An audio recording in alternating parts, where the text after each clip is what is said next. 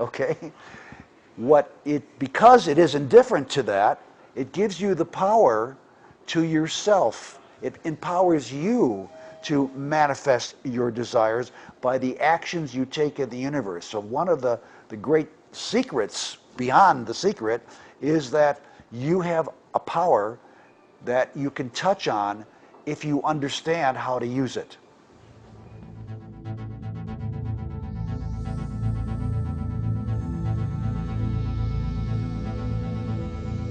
In order to contact this, in order to get into it, you do this by carrying out a question.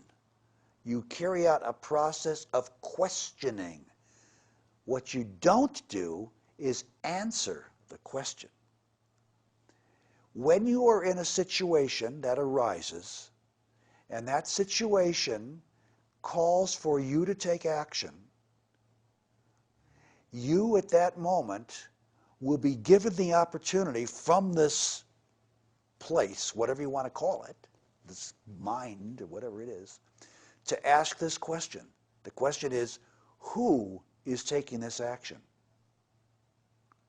You don't answer, but the minute you ask the question, it changes the action you're about to take. That's how you come to realize this presence. You can't realize it by praying.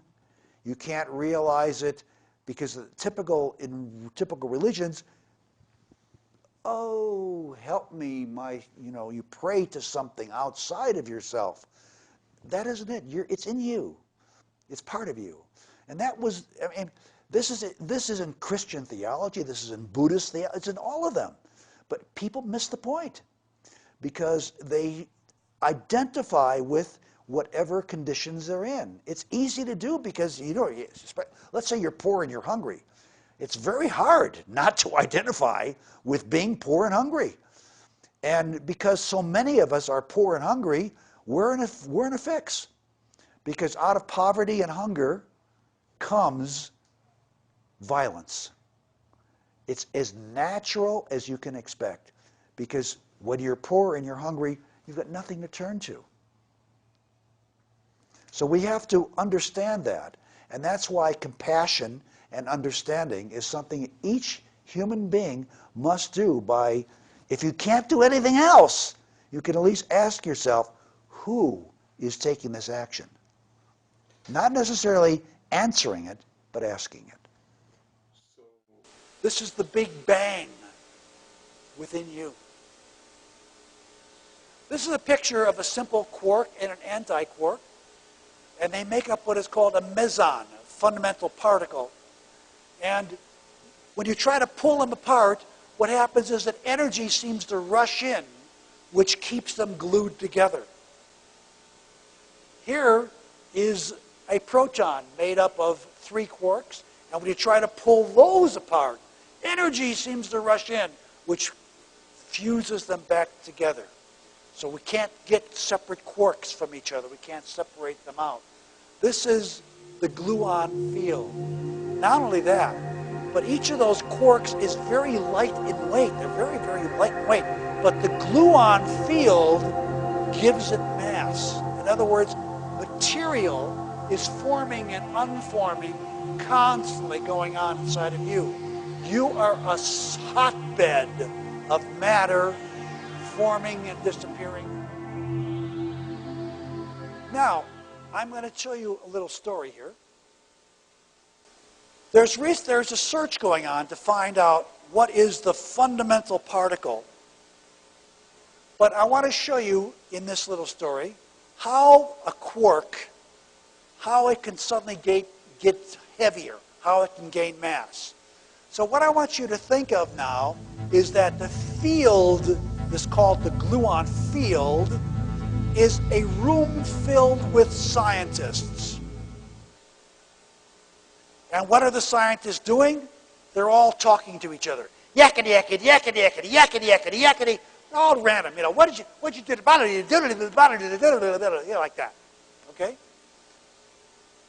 And then, what happens is that this guy makes an announcement. He says, Einstein is coming into the room. Einstein is coming into the room.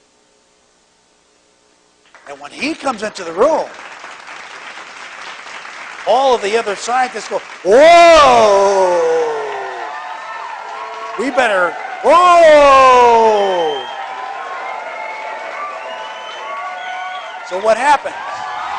They gather around him, and he can hardly move because there's so many people around. Einstein has now gotten massive. He's gotten all the mass of the gluons attaching himself to him. He himself wasn't that massive to begin with, but now he weighs about 10 tons because all these other guys are around him, and he can hardly move at all. That's how energy becomes matter through an influx of something we're just beginning to see how it works, called information. Einstein's coming. Now, something else happens. Einstein's gone. They're back to their cocktails and blabbing, and suddenly somebody sticks their head in the room and says, Isaac Newton is coming. Newton, we thought he was dead. He's really coming? Isaac Newton is coming. He's been reborn. Oh my God. Oh my God. Whoa! Just the rumor, the information, and look what happens.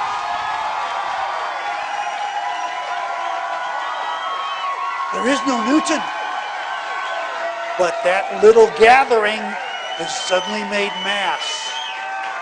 And that gathering of gluons, that gathering, which is only gathered because somebody said something, some information was given to the field, makes matter come into existence as something matter, something material.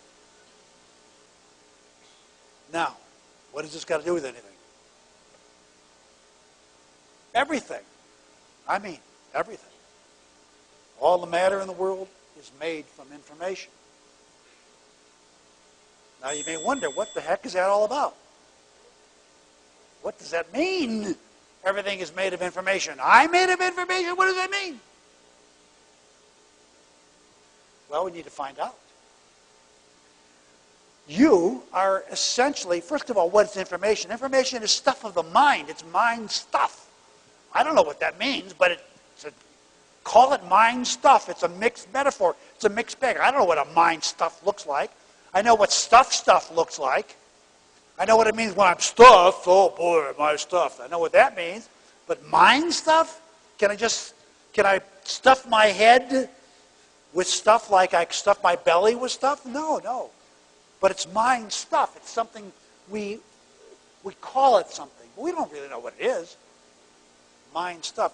You're made of that stuff even though we don't know what it is. If I'm mind stuff, if I'm made of mind stuff, if I am that stuff, then where in all heavens am I to be found? Am I to be found in my atoms, in my body, in my brain? Where am I? Well, the answer seems to be none of the above. And that's really going to cause some eyebrows raising. What do you mean, none of the above? You're in something we give a name to. I don't know how to call it. I call it the unrealm, the non-realm, the realm of no existence. You live there. I live there. We all live in that realm. All of this, which seems very solid and very real, and my God, turns out that when you look at it from this level, it's not so real as it appears. And as strange as that thought may occur, if we begin to entertain that idea that we are not so real as we appear. We move to a place of power that we've never felt before. To become less powerful is simply